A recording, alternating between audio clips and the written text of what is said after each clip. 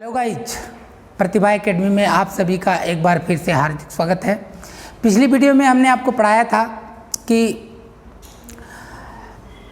संख्या रेखा पर कैसे डिनोट करते हैं। आज इस वीडियो में हम आपको 5 प्रमेय बताएंगे। तो आइए शुरू करते हैं। पहला प्रमेय, अंकगणित के आधारभूत प्रमेय। इसके अंतर्गत गुणनखंड वृक्ष द्वारा गुणनखंड ज्ञात करना। गुणनखंड वृक्ष द्वारा गुणनखंड ज्ञात करना, इसका क्या मतलब होता है? गुणनखंडों की एक ऐसी श्रृंखला जो एक वृक्ष के रूप को निरूपित करती है, गुणनखंड वृक्ष कहलाती है। यानी फैक्टर ट्री, जिसको फैक्टर ट्री कहते हैं। जैसे एग्जाम्पल लेते हैं, गुणनखंड वृक्ष क्या होता है? 729 हमने कोई संख्या ले लिया तो 729 का 2 फैक्टर होगा, 2 लेग होगा। 3 मल्टीप्लाइड बाई 243, फिर 243 का 2 लेग होगा। 3 मल्टीप्लाइड बाई 81, फिर 81 का 2 लेग होगा। 3 मल्टीप्लाइड बाई 27, फिर 27 का 2 लेग होगा। 3 मल्टीप्लाइड बाई 9, फिर 9 का 2 लेग। 3 multiplied by 3। इसका अर्थ ये हुआ कि 729 का जो खंड गुणनखंड वृक्ष द्वारा हम करते हैं वो इस तरीके से हुआ कि 729 is equal to 3 multiplied by 3 multiplied by 3 multiplied by 3 multiplied by 3 फिर multiplied by 3। It means that जब 729 का खंड करते हैं तो 3 into 3 into 3 into 3 into 3 into 3, 1 2 3 4 5 6, यानी 3 रेज़ टू पावर 6। उसी तरीके से एक हम दूसरा एग्जाम्पल लेते हैं। 4095 का जब हम फैक्टर करते हैं तो इसका 2 लेग बनेगा। 3 मल्टीप्लाइड बाई 1365 अर्थात 1365, यानी 1365। इसका लेग 3 इंटू 4 55, फिर 455 का 5 इंटू 91, फिर 91 का 2 लेग 7 multiplied by 13। These are the factor trees. Why we call these factor trees? Because we see that these legs are just like the tree, so we called it the factor tree.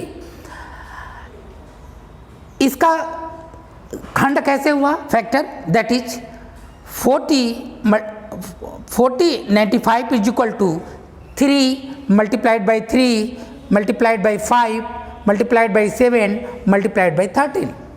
These are the complete factor of 40 and 95. So that is the way that we get factor trees. अर्थात प्रत्येक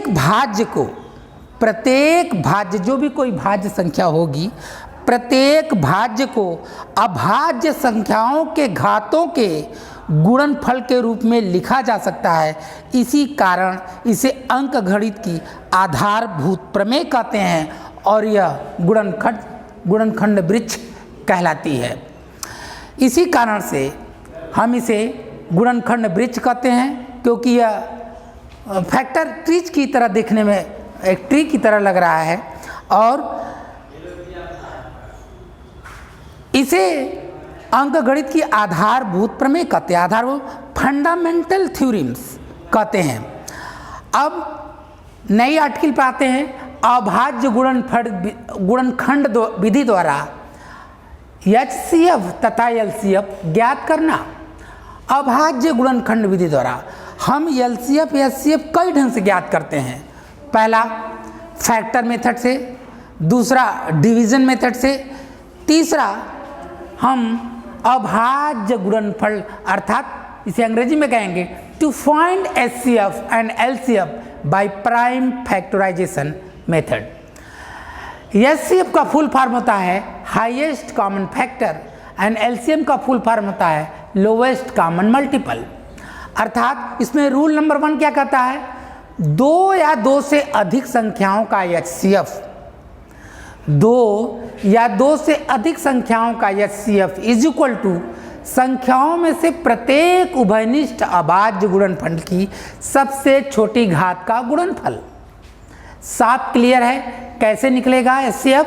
दो या दो से अधिक संख्याओं का HCF is equal to संख्याओं में उभयनिष्ठ, यानी जितनी फैक्टर हमारा आएगा उतने में से जो कॉमन होगा, संख्याओं में से प्रत्येक उभयनिष्ठ अभाज्य गुणनखंड की सबसे छोटी घात का गुणनफल हमारा हाईएस्ट कॉमन फैक्टर होगा। रूल 2, दो या दो से अधिक संख्याओं का LCM इज इक्वल टू संख्याओं में संबद्ध प्रत्येक अभाज्य गुणनफल की सबसे बड़ी घात का गुणनफल, अर्थात दोनों में से जो कॉमन होगा वो होगा और जो कटने के बाद जो बचेगा वो होगा हमारा LCM। रूल नंबर 3 क्या कहता है? किन्हीं दो धनात्मक पूर्णांकों A तथा B के लिए हम एक फार्मूला फॉर्मुलेट करते हैं। हाईएस्ट कॉमन फैक्टर AB कोई संख्या अगर है, उसका हाईएस्ट कॉमन फैक्टर अगर हमें निकालना है तो हम कहेंगे highest common factor of ABC multiplied lowest common multiple of AB is equal to A into B, यानी HCF multiplied by LCM is equal to पहली संख्या गुणे दूसरी संख्या। अगर ये 3 नंबर हो किन्हीं 3 धनात्मक पूर्णांक PQR के लिए, यानी कि highest common factor of PQR multiplied by lowest common factor of PQ into lowest common factor of QR into multiplied by lowest common factor of RP is equal to PQR multiplied by lowest common factor of PQR। अर्थात इसका क्या मतलब है? इसका मतलब है कि यदि किसी 3 धनात्मक पूर्णांकों का अगर हम निकालते हैं तो पहली 3 संख्याओं का जो HCF होगा उसमें मल्टीप्लाइड करेंगे अगली 2 संख्याओं की LCM को, फिर अगली दो संख्याओं को LCM को, फिर अगली दूसरी संख्याओं की LCM को। ये बराबर होगा तीनों संख्याओं का गुणनफल गुणे lowest common multiple of PQR। That is the rule of LCM and HCM। 2 संख्याओं के लिए क्या हो रहा था AB के लिए? पहली संख्या highest common factor multiplied by lowest common factor is equal to पहली संख्या गुणे दूसरी संख्या।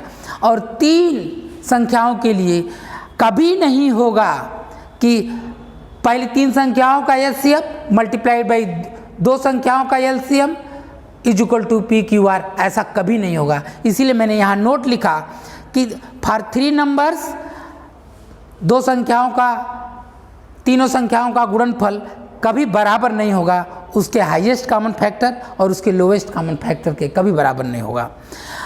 अब आइए प्रमेय नंबर 2 की तरफ हम लोग चलते हैं। प्रमेय नंबर 2 परिमेय संख्या पर आधारित है और परिमेय संख्या आप सभी जानते हैं क्या होता है। परिमेय संख्या का अर्थ है रेशनल नंबर, और रेशनल नंबर का परिभाषा क्या होता है? एक ऐसा व्यंजक जो P और Q के रूप का, जो P बाई Q रूप का हो, जिसमें P और Q इंटीजर हो लेकिन Q 0 न हो, तथा P एंड Q में कोई को प्राइम फैक्टर न हो, अर्थात उसका कोई कॉमन गुणनखंड न हो। हम रेशनल नंबर को कैसे अंग्रेजी में परिभाषित करेंगे? An expression of the form P by Q where P and Q are integer but Q not equal to 0 and P and Q have no any common factor, that is called rational number।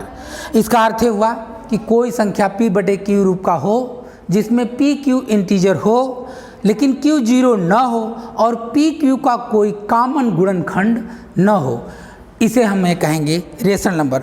पिछली video में हम आपको विधिवत पढ़ाए थे कि क्या होता है रेशनल नंबर, लेकिन आपके कक्षा 10 में अगला क्वेश्चन यही है कि परिमेय संख्या पर आधारित क्वेश्चन है कि सिद्ध कीजिए कि √3 एक अपरिमेय संख्या है।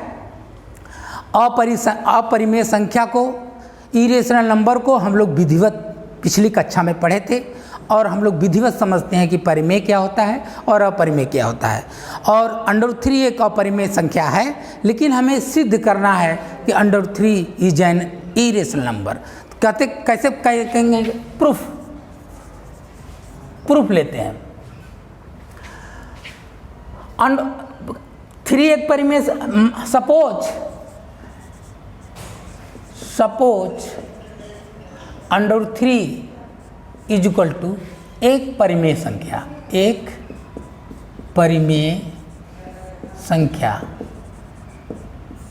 यानी अपरिमेय सिद्ध करना है तो हमें मान के चलेंगे कि वो संख्या क्या है? परिमेय है। जब ये दिखा देंगे कि वो परिमेय नहीं है तो हमारा अपने ऑटोमेटिकली सिद्ध हो जाएगा कि ये अपरिमेय है। तो हम इसे कंट्राडिक्शन मेथड से सॉल्व करेंगे। कैसे? सपोज √3 इज इक्वल टू एक परिमेय संख्या है। अगर √3 एक परिमेय संख्या है तो √3 is equal to p/q by definition. कैसे पाएंगे? बाई डिफिनीशन से। तो squaring both side we have, squaring करेंगे तो क्या होगा? √3 इज इक्वल टू p²/q²।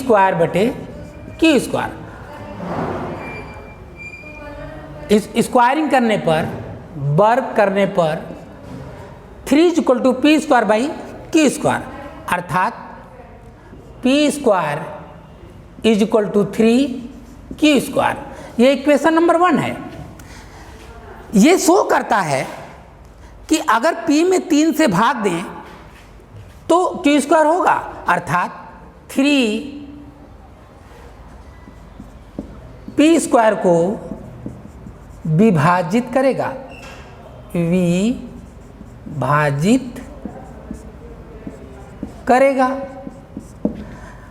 जब 3p² को विभाजित करता है तो हमें जानते हैं कि जब कोई संख्या किसी स्क्वायर को विभाजित करती है तो वह संख्या उसके रूट को भी विभाजित करती है। तो automatically 3 is divided, p is divided, यानी 3p को भी विभाजित करेगा। इस equation number 1 show that p² 3 से विभाजित है। जब p² 3 से विभाजित है तो p 3 से भी विभाजित होगा। ये ऑटोमेटिकली ये रूल है। अब चूंकि ये इक्वेशन 1 से हम देख गए कि 3p को विभाजित करेगा, अर्थात हम लिख सकते हैं, हम क्या कर सकते हैं? तो हम automatically since p is equal to 3m मान सकते हैं। इसका अर्थ है कि जब इसका अर्थ है कि p 3 को, माने कि 3p को विभाजित करेगा, यानी p3 जब p को विभाजित करेगा तो m आएगा। तो यहाँ से ये हो गया equation number 2। Equation 1 and 2 we have, equation 1 and 2 we have, क्या होगा बाबू? इक्वेशन 1 में 2 का मान रखने पर क्या होगा? 3m is square equal to 3q²। यहाँ से 3 multiplied by 3 into m square equal to 3q²। 3 से 3 कैंसिल आउट, यानी 3m² is equal to q² या q²/3 is equal to m²। Equation number 3। Equation 3 क्या बता रहा है कि अगर q² को 3 से विभाजित करते हैं तो m² बचता है, अर्थात 3 q² को विभाजित करेगा। यहाँ से स्पष्ट है कि 3 q² को विभाजित करेगा, करता है, यानी करता है। तो ये ऑटोमेटिकली होगा, जब किसी संख्या किसी स्क्वायर को विभाजित करता है तो वो संख्या डायरेक्ट q को विभाजित करेगा। यानी कि इक्वेशन 3 और इक्वेशन 1 से हमें पाते हैं कि हमारा पी स्क्वायर भी 3 से विभाजित है, क्यू स्क्वायर भी 3 से विभाजित है, अर्थात जो हमारा रेशनल नंबर का परिभाषा है उसके हिसाब से हमारा परिभाषा फेल हो गया। क्या परिभाषा है? मेरा परिभाषा ये है रेशनल नंबर का कि an expression of the form p by q where p and q are integer but q not equal to 0 and p and q have no any common factor.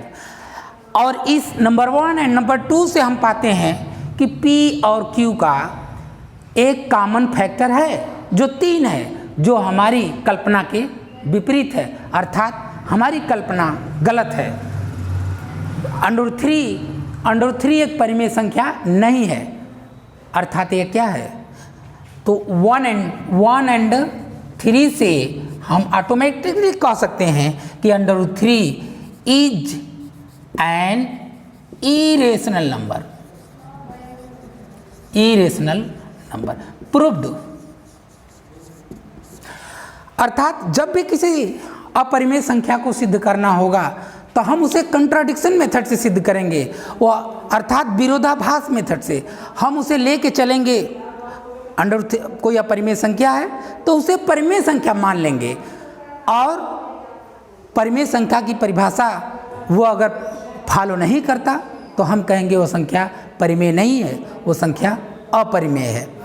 अब इस पर हम आपको होमवर्क दे रहे हैं, आप सभी इसको अपने से करिए और देखिए कि क्या आप कर पाते हैं। हमें पूरा विश्वास है कि आप निश्चित रूप से किसी भी संख्या को, आप किसी भी अपरिमेय संख्या को सिद्ध कर सकते हैं कि वह संख्या अपरिमेय है, परिमेय नहीं है। होमवर्क के तौर पे आप सभी लोग लिखिए, और होमवर्क आप लिखिए इसको होमवर्क, और तुरंत अपनी कॉपी पर इसी मेथड से उसको सिद्ध करिए। क्या होमवर्क है? √2, √5, √7, √11, 5, 6, 7, 8, 4, 5, 6, 7, 8 हम आपको 8 एग्जाम्पल दे रहे हैं। क्या? √2 + 3, 2 + √3, 3 - √3, 3 + √2, these are irrational नंबर। हमने 3 को सिद्ध कर दिया, आप भी कंसीडर कर लीजिएगा कि ये these are the rational number. अब रेशनल नंबर का अगर परिभाषा ये फॉलो नहीं करता तो हम कहेंगे ये क्या है? इरेशनल नंबर है। अब हम अगले टॉपिक पर आते हैं, थ्योरम 3, प्रमेय नंबर 3 पे आते हैं। प्रमेय नंबर 3 क्या है? प्रमेय नंबर 3, माना x एक ऐसी परिमेय संख्या है, माना x एक ऐसी परिमेय संख्या है जिसका दशमलव प्रसार शांत है, अर्थात टर्मिनेटिंग है, तब x को p/q रूप में व्यक्त किया जा सकता है, जहां pq सह अभाज्य है तथा q का अभाज्य गुणनफल 2n × 5m के रूप का है, जहां n m कोई ऋणात्मक पूर्णांक संख्या है, अर्थात पॉजिटिव इंटीजर है। शांत का अर्थ क्या है? टर्मिनेटिंग। शांत माने जो रुक जाए उसे शांत कहते हैं। एग्जाम्पल लेते हैं, थ्योरम 3 पर एग्जाम्पल लेते हैं। क्या है? जैसे 0.375 को लिख सकते हैं हम इक्वल टू 0.375 डिवाइडेड बाई 1000, इसके बटा 1 लिख सकते हैं, और 1 2 3 शून्य उसके आगे बढ़ा देंगे। इसको 375/10⁻³ भी लिख सकते हैं। इसको हम 2 पावर m और 5 पावर m के रूप में लिखने की कोशिश करेंगे, अर्थात इसको 3 × 5 पावर 3 कर सकते हैं, और इसको 2 पावर 3 × 5 पावर 3 कर सकते हैं। ठीक, इस 5 पावर 3 और ये कैंसिल आउट हो जाएगा और इतना बचेगा। अब दूसरा एग्जाम्पल लेते हैं, 0.104 है, इसको लिख सकते हैं, इसके नीचे कुछ नहीं तो 1 लिख सकते हैं, तो 1 लिख देंगे। फिर 1 2 3 अंक है तो 3 अंक दशमलव हटाएंगे इधर, तो उतने शून्य इधर बढ़ा देंगे। और इसको 104/10 लिख सकते हैं। इसको इतना भी लिख सकते हैं 13 × 2 3। इसको लिख सकते हैं 2 × 3 × 5 3। ये दोनों क्या हो जाएगा, ये दोनों कट जाएगा और 13/5³ बचा। ये हम शांत अर्थात टर्मिनेटिंग एक्सपेंड है, जो रुका हुआ होता है, जो आगे नहीं बढ़ता। इस टर्मिनेटिंग के बाद नॉट टर्मिनेटिंग आएगा। प्रमेय 4 थ्योरम 4 जो है प्रमेय 3 का उल्टा है। अगर हम इससे इसको प्राप्त कर सकते हैं तो इससे इसको भी हम प्राप्त कर सकते हैं। यही यानी थ्योरम 4 थ्योरम 3 का इन्वर्स है, उल्टा है।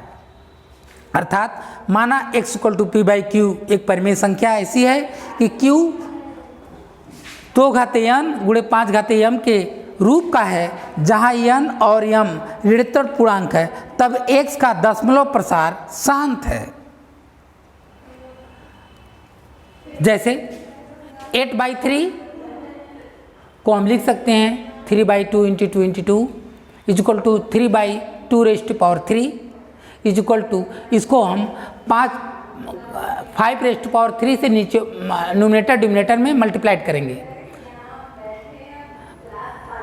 375/1000 लिख सकते हैं। इसको ठीक ये पोजीशन में हम पा गए। दूसरा 7/18 = 7/2⁴ × 5। इसको इस तरह के लिख सकते हैं। 5³ ऊपर बढ़ा दें तो नीचे भी 5³ बढ़ाएंगे तो 5⁻1 यहाँ लेडी है तो 3 1 4 हो जाएगा। फिर 875/10⁴ इसको फैला देंगे, इस तरीके से आ गया, फिर इस रूप में आ जाएगा। अर्थात इससे हम इसको पा गए तो उससे हम इसको पा सकते हैं। ये है प्रमेय 4। It means that theorem 4 is the inverse theorem. Theorem 4 is the inverse theorems of 3। अर्थात थ्योरम 4 3 का इनवर्स है। लेट अस नेक्स्ट योर प्रमेय 5 अर्थात थ्योरम 5 क्या है। माना x = p/q एक परिमेय संख्या है। इस प्रकार है कि माना x = p/q एक परिमेय संख्या इस प्रकार है कि q का अभाज्य गुणनफल 2 घात n × 5 घात m के रूप का नहीं है। जहाँ n m ऋणात्मक पूर्णांक है तब x का दशमलव प्रसार अशांत, वहाँ शांत था, अब क्या है अशांत, नॉन टर्मिनेटिंग आवर्ती अर्थात रिपीटिंग। आवर्त माने जो बार बार रिपीट करता हो, दोहराता हो, होता है। ये हमारा थ्योरम 5 है। अशांत अर्थात इसे लेते हैं एग्जाम्पल और देखते हैं कि ये अशांत आवर्ती क्या है। अर्थात x का दशमलव प्रसार अशांत आवर्ती क्या होता है। 1/7 लेते हैं। इसको जब 7 से 1 में भाग देंगे तो आप देखेंगे ऐसे आएगा 1 4 2 8 5 7, फिर 1 4 2 8 5 7, फिर 1 4 2 8 5 7, ऐसे आता जाएगा। तो इसको जो चीज़ बार बार रिपीट कर रहा है उसे हम बार के रूप में लिख देते हैं। फिर एग्जाम्पल 2 लेते हैं। 1/3 = 0.3333 ... हम इसको इस 0.3 लिखकर ऊपर बार लिख देंगे, यानी यहाँ रिपीटिंग फैक्टर 3 है, रिपीटिंग नंबर। यहाँ रिपीटिंग नंबर 1 4 2 8 5 7 है। नेक्स्ट एग्जाम्पल 3 लेते हैं। 17/66 = 2.8333 ... इट मीन्स दैट 2.83 क्या है, नॉन टर्मिनेटिंग है, यानी अशांत है। अशांत मतलब रुका हुआ नहीं है, लगातार जारी है। इसे कहते हैं हम नॉन टर्मिनेटिंग प्रमेय 5 में इस तरीके से हमने देखा नॉन टर्मिनेटिंग और टर्मिनेटिंग में डिफरेंस। नॉन टर्मिनेटिंग और नॉन टर्मिनेटिंग थ्योरम पर ये हम प्रमेय संख्याओं और उस पर आधारित 5 प्रमेय सीखे। हम ये चाहते हैं कि जो अभी तक सीखे उसे एट ए ग्लांस, एक नज़र में उसे पढ़ते हैं। क्या पढ़ते हैं? टाइप्स ऑफ डेसिमल, दशमलवों के प्रकार। दशमलव प्रसार क्या है? डेसिमल एक्सपेंडेशन क्या है? ये दो पार्ट में बटा होता है, एक शांत और एक अशांत। शांत मतलब वो दशमलव जो जिसका टर्मिनेट हो, अर्थात वो शांत हो, वो रुक जाए, दशमलव के बाद संख्याएं रुक जाए, उसे हम टर्मिनेटिंग कहेंगे, अर्थात शांत कहेंगे। वो शांत संख्याएं हो गई। जो संख्याएं दशमलव के बाद रुकती नहीं है उसे अशांत कहते हैं, अर्थात नॉन टर्मिनेटिंग कहते हैं। शांत संख्याएं परिमेय होती हैं और अशांत संख्याएं को दो भागों में बांटते हैं। पहला अशांत आवर्ती, यानी कि non terminating repeating, non terminating non repeating. अशांत अर्थात नॉन टर्मिनेटिंग रिपीटिंग को हम परिमेय संख्या कहते हैं और अशांत अनावर्ती को अपरिमेय संख्या कहते हैं। अपरिमेय आप जानते हैं, कड़ी में 2, कड़ी में 3, √5, √7 और पाई, और वो सारी संख्याएं जो रुकती नहीं है दशमलव के बाद, वो क्या होती हैं? अशांत होती हैं। उसी को अपरिमेय कहते हैं। परिमेय क्या होती है? आप परिभाषा विधिवत पढ़े हैं। तो फाइनली देखते हैं कि परिमेय संख्या के बाद जो आगे बढ़ता है वो वास्तविक संख्या आती है, और अपरिमेय संख्या के बाद जो आगे बढ़ता है उससे वो भी वास्तविक संख्या है। अर्थात ये लेसन जो है इसका नाम था वास्तविक संख्या, अर्थात रियल नंबर। यानी कि इस रियल नंबर पर ये सारे हमने देखा कि वास्तविक संख्या real number is the super set of all the set, या रियल नंबर वो संख्याओं का सेट है जिसमें सारी संख्याएं समाहित होती हैं, चाहे शांत हो, चाहे अशांत हो, चाहे परिमेय हो, अपरिमेय हो, नॉन रिपीटिंग हो, रिपीटिंग हो। इस तरीके से हमने देखा इसको एट ए ग्लांस, एक नज़र में। और अब हम मिलते हैं अगले वीडियो में, तब तक के लिए बेस्ट ऑफ लक।